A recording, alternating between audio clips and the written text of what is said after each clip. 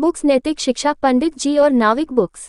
आज गंगा पार होने के लिए कई लोग एक नौका में बैठे। धीरे धीरे नौक सवारियों के साथ सामने वाले किनारे की ओर बढ़ रही थी। एक पंडित जी भी उसमें सवार थे।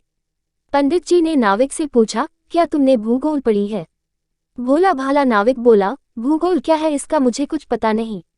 पंडित जी ने पंडिताई का प्रदर्शन करते कहा, तुम्हारी पाव भर जिंदगी पानी में गई। फिर पंडित जी ने दूसरा प्रश्न किया, क्या इतिहास जानते हो? महारानी लक्ष्मीबाई कब और कहाँ हुई तथा उन्होंने कैसे लड़ाई की? नाविक ने अपनी अनभिज्ञता जाहिर की तो पंडित जी ने विजयी मुद्रा में कहा, ये भी नहीं जानते, तुम्हारी तो आधी जिंदगी पानी में गई। फिर विद्या के मद में पंडित जी ने तीसरा प्रश्न पूछा, महाभारत का भीष्म नाविक संवाद या रामायण का केवट और भगवान श्री राम का संवाद जानते हो?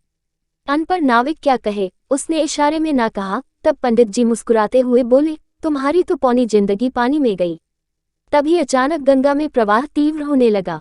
नाविक ने सभी को तूफान की चेतावनी दी और पंडित जी से पूछा, नौक तो तूफान में डूब सकती है, क्या आपको तैरना आता है?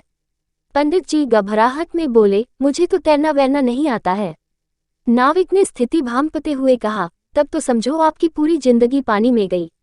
उद्धरण चिन्ह। कुछ ही देर में नौक पलट गई और पंडित जी बह गए। मित्रों, विद्यावाद विवाद के लिए नहीं है और न ही दूसरों को नीचा दिखाने के लिए है।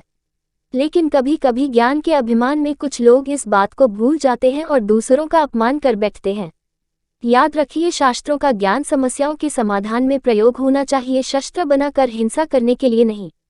कहा भी गया है, जो पेड़ फलों से लदा होता है उसकी डालियां झुक जाती हैं। धन प्राप्ति होने पर सज्जनों में शालीनता आ जाती है। इसी तरह विद्या जब विनय के पास आती है तो वह शोभित हो जाती है। इसीलिए संस्कृत में कहा गया है, विद्या विनयेन शोभते। अगर कहानी पसंद आई तो चैनल को सब्सक्राइब करें।